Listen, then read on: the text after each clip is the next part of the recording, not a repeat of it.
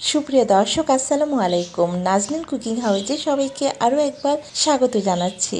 শীতের শুরুতে আজ আমি আরেকটি সুস্বাদু পিঠার রেসিপি নিয়ে চলে এসেছি। আর এই পিঠাটি যে শুধু শীতেই তৈরি করতে হয় তা না, এই পিঠাটি আপনি সারা বছর তৈরি করে খেতে পারবেন। আর এই পিঠাটি দেখতে যেমন সুন্দর, খেতে কিন্তু খুবই মজার।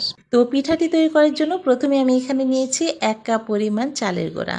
আর এটা আমি কেনা শুকনো আতপ চালের গুঁড়াটা নিয়েছি। আর সাথে দিয়েছি 1/2 কাপ পরিমাণ ময়দা। আপনি এখানে আটাও দিতে পারেন, কোনো সমস্যা নেই। তবে শুধুমাত্র ময়দা বা আটা দিয়ে তৈরি করা যাবে না, তাহলে পিঠাটি খুবই নরম হবে, মুচমুচে হবে না।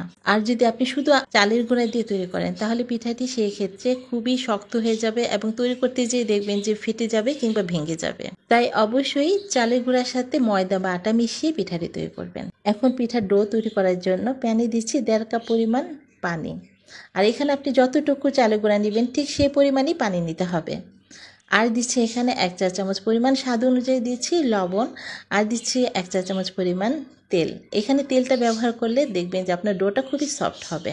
আর সাথে দিচ্ছি এখানে কিছু পরিমাণ কোরানো নারকেল। এটা অপশনাল, আপনি চাইলে স্কিপ করতে পারেন, তবে পিঠাতে নারকেল দিলে পিঠার স্বাদটা খুবই বেড়ে যায়।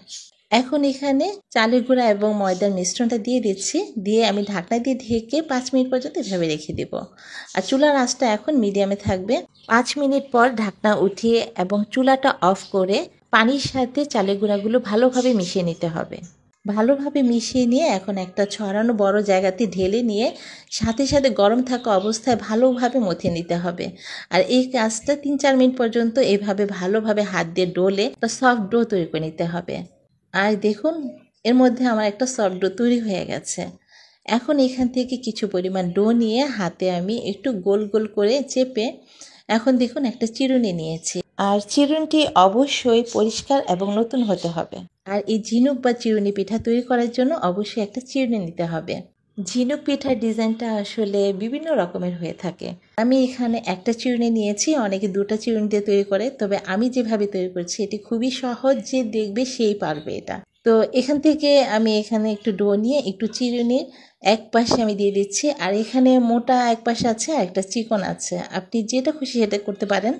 তবে মোটাতে করলে ডিজাইনটা একটু ফুটে ওঠে, দেখতে সুন্দর লাগে। আর চিকন পাশটাতে করলে দেখবেন যে ডিজাইনটা এতটা বেশি ফুটবে না।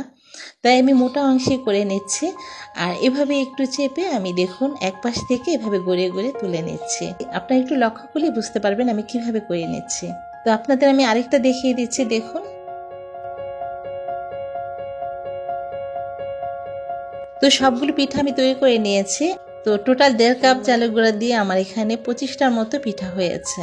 এটা আসলে সাইজ অনুযায়ী কম বেশি হবে। আমি একটু বড় করে তৈরি করেছি তাই একটু কম হয়েছে। আপনি যদি এর চাইতে ছোট তৈরি করেন তাহলে আরো বেশি পিঠা তৈরি করতে পারবেন। তো পিঠাগুলো একপাশে রেখে দিয়ে আমি এখন তৈরি করেছি শিরাটা।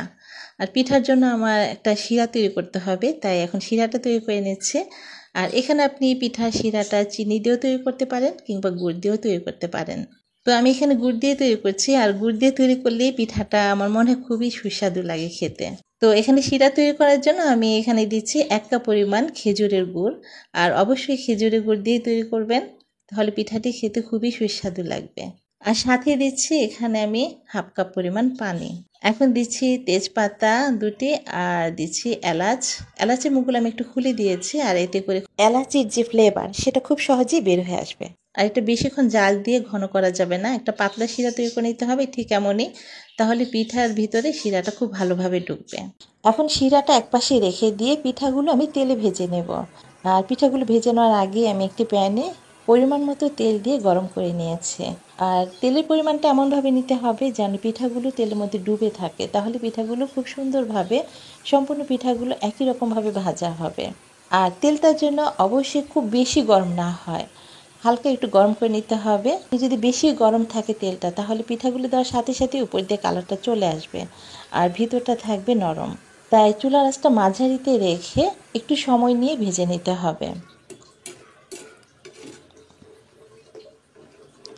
পিঠাগুলো উল্টিয়ে পাল্টিয়ে একটু লালচে কালার করে আমি ভেজে নিয়েছি। আর এ পর্যায়ে ভেজে নিতে আমার সময় লেগেছে 7 থেকে 8 মিনিটের মতো। এখন তেল থেকে পিঠাগুলো ছেঁকে নেব। আর পিঠাগুলো গরম থাকা অবস্থায় সাথে সাথে এখন শিরাতে ভিজিয়ে নেব। আর শিরাটা যেন খুব বেশি গরম না হয়, আবার খুব বেশি ঠান্ডাও যেন না হয়। হালকা গরম থাকা অবস্থায় শিরাটা তারপরে ভিজে নিতে হবে। এতে করে পিঠার ভিতর খুব সহজেই শিরাগুলো ঢুকে যাবে। আর পিঠাগুলো 5 মিনিট পর্যন্ত শিরাতে ভিজিয়ে রেখে তারপরে এখান থেকে তুলে নিয়ে আলাদা পাত্রে রাখতে হবে পিঠাগুলো। আমি একটা পিঠা আপনাদেরকে দেখাচ্ছি কতটা মুচমুচে। আপনারা শব্দ শুনে নিশ্চয়ই বুঝতে পারছেন পিঠাগুলো কতটা মুচমুচে হয়েছে।